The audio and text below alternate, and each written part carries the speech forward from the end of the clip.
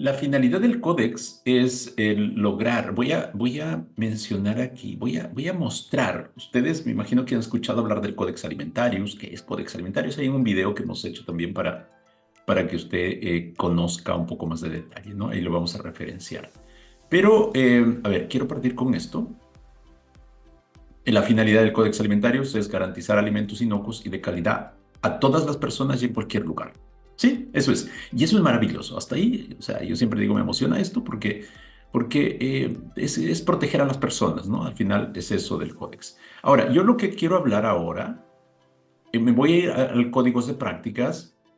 En esa sección está este documento que se llama Principios Generales de Higiene de los Alimentos, el CX1. ¿Ok?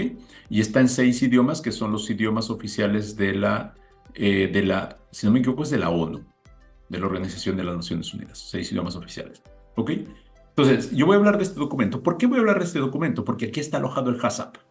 Aquí está documentado el HACCP, los principios del HACCP. ¿Sí? Aquí, en este documento que se llama Principios Generales de Higiene de los Alimentos. Así que voy a comentar eso. Tengo una presentación y vamos a comentar eso. ¿Ya? Entonces, veamos este documento. No lo voy a ver todo, pero sí, digamos, los elementos principales, el propósito, la estructura de este documento, ¿ya? Que es el CXC1, adoptado en el año 1969 y que está en la versión 2022, 2020-2022. Ahí está. Eh, Ojo aquí, este es solamente la imagen, pero está en el año, la versión es 2022, lo que yo voy a comentar. ¿Ok? Ahí está, ahí lo puse. A ver, ¿qué es este documento? Es un conjunto de lineamientos que deben comprender y seguir la industria alimentaria y que proporcionan una base para que las autoridades supervisen la inocuidad e idoneidad de los alimentos.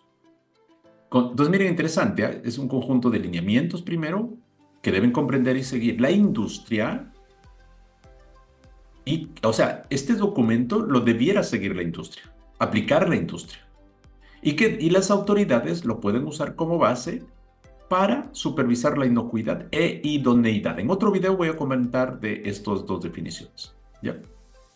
Y esto va a permitir a la industria desarrollar sus propias prácticas de higiene cumpliendo los requisitos legales, pongamos así. Es decir, la empresa puede usar este documento para, con esto, aplicar sus propias prácticas de higiene y cumplir y facilita el cumplimiento de los requisitos legales.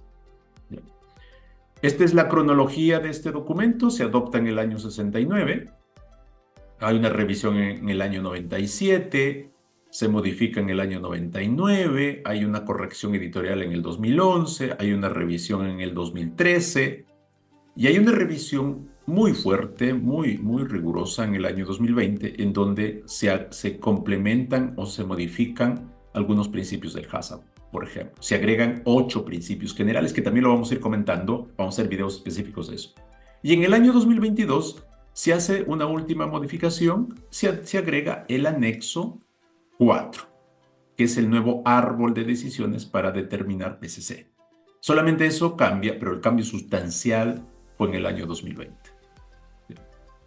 Eh, este documento, digamos, tiene dos partes sustanciales, pero en estricto rigor hay una parte inicial que habla de definiciones, habla de cultura positiva, ¿no? Pero en estricto rigor habla de buenas prácticas de higiene y la otra parte es del sistema de análisis de peligros del HACCP, más sencillo. Usted ya lo sabe seguramente, sistema de análisis de peligros y de puntos críticos de control. ¿Ya? Y recuerden que el HACCP se aplica con los 7 principios. Entonces, este documento en una sección habla de eso, de cómo aplicar el sistema HACCP, de cómo aplicar estos principios. Y hay una parte que habla de las buenas prácticas, que acá lo vamos a comentar. Eh, entonces, la primera parte, yo les decía hace ratito aquí menciono 2, ¿no? Pero en estricto rigor son 3. Eh, entonces, hay una primera sección, digamos ahí, que habla de introducción. Hay un grupo, digamos, de secciones que habla, ahí está la introducción, objetivos de este documento, el alcance de este documento, el uso que se tiene que dar a este documento, y habla de los principios generales. Son 8, que son distintos de los principios del HACCP. Lo voy a comentar también en otro video cuáles son esos principios, que son interesantes. Son los principios, en estricto rigor, que nos van a ayudar a la gestión alimentaria. ¿Sí? Son 8. Después están las definiciones. Entonces, este es el primer grupo dentro de la estructura de los principios generales de higiene de los alimentos. Y de ahí viene un grupo de buenas prácticas de higiene. Hay una introducción y control de los peligros alimentarios, luego habla de la producción primaria, cuál es el enfoque que debiéramos tener para producir alimentos inocuos en la producción primaria. Habla de la ubicación y estructura del ambiente de producción. ¿Sí? Ahí habla, por ejemplo, de los equipos, que los equipos tenemos que diseñarlos y construirlos aplicando principios de diseño higiénico. Ya lo agregó el Codex Alimentarius, la necesidad de aplicar principios de diseño higiénico.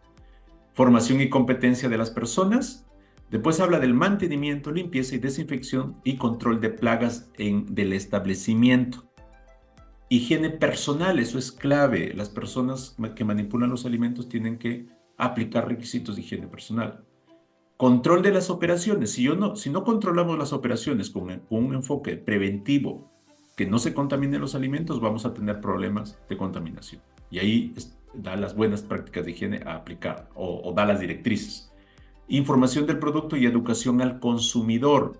Tenemos que entregar, por ejemplo, etiquetar. Ahí también en el 14 se habla de la trazabilidad. Transporte del producto, que también, sí. Y yo digo que el transporte es la puerta del horno. Si no protegemos en el transporte, posiblemente hemos hecho un buen trabajo en la producción, pero si no seguimos protegiendo durante el transporte, el alimento se puede contaminar. La otra parte, la tercera, ya es el HACCP. Y esto hay una introducción, luego habla de los principios del sistema HACCP, después habla de las directrices para la aplicación del sistema HACCP y después la aplicación. ¿Sí? Entonces, en esas 4 secciones habla del HACCP, para aplicar el HACCP, para tener nuestro plan HACCP y luego aplicarlo. Y después vienen 4 anexos. El primer anexo habla de medidas de HACCP y secuencia lógica y un ejemplo. Después habla del anexo, hay una figura donde hay una secuencia lógica para la aplicación del HACCP. Es un diagrama. En el anexo 3 hay un cuadro, ejemplo de una hoja de trabajo del análisis de peligros. Y en el anexo 4, que se incorpora en el año 2022, publicado el año 2023, es una herramienta para determinar los PCC, ¿sí? El árbol de decisiones, pero no es obligatorio, lo deja como ejemplo. Entonces, esta es la estructura de este gran documento que debemos nosotros tenerlo. Quienes estamos relacionados a la inocuidad alimentaria, este documento es obligatorio saberlo, conocerlo y ojalá de memoria.